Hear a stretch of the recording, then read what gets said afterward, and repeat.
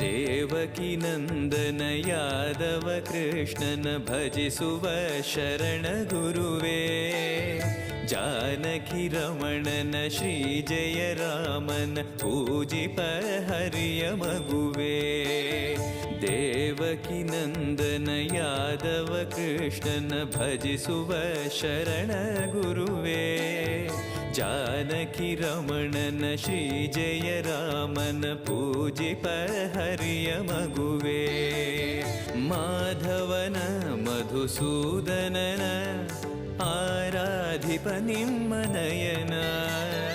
ಕೇಶವನ ಹರಿಗೋವಿಂದನ ದಾಸನಾಗಿ ಜನನ.